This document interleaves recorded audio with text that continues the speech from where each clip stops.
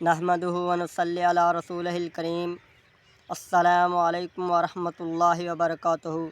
سامعین محترم، آج کی میری ویڈیو کا موضوع حضرت عمار رضی اللہ عنہ اور ان کے والدین کی شان کے بارے میں ہے۔ حضرت عمار رضی اللہ عنہ اور ان کے ماں باپ کو سخت سے سخت تکلیفیں پہنچائی گئیں۔ مکہ کی سخت گرم اور ریتلی زمین پر ان کو عذاب دیا جاتا۔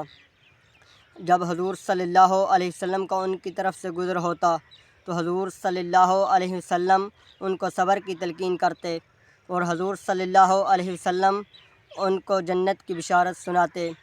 حضرت عمار رضی اللہ تعالیٰ عنہ کے والد حضرت یاسر رضی اللہ تعالیٰ عنہ کی وفات اسی تکلیف کی حالت میں ہوئی۔ ان کی والدہ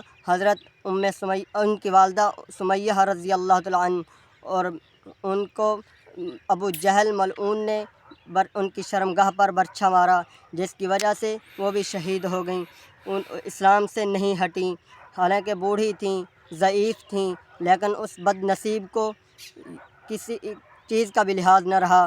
حضرت سمیہ رضی اللہ تعالیٰ عنہ کی اسلام میں سب سے پہلی شہادت ہے۔ اسلام میں سب سے پہلی مسجد حضرت عمار رضی اللہ تعالیٰ عنہ نے بنائی۔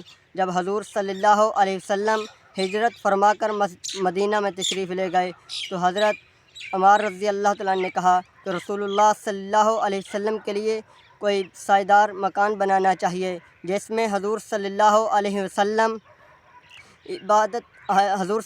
علیہ وسلم آرام بھی فرما سکیں اور اس میں نماز بھی پڑھ سکیں۔ تو حضرت عمار رضی اللہ تعالیٰ عنہ نے قباء میں اول پتھر جمع کیے، پھر ان پتھروں سے حضرت عمار رضی اللہ تعالیٰ عنہ نے مسجد بنائی۔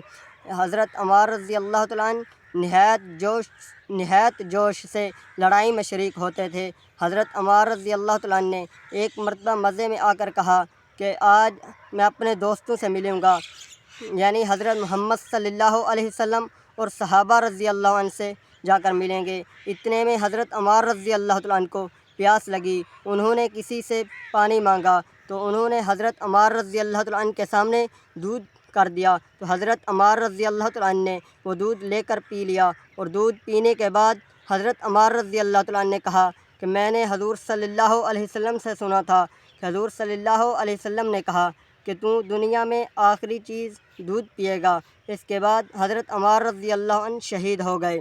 حضرت عمار رضی اللہ تعالیٰ عنہ کی اس وقت عمر 94 برس تھی۔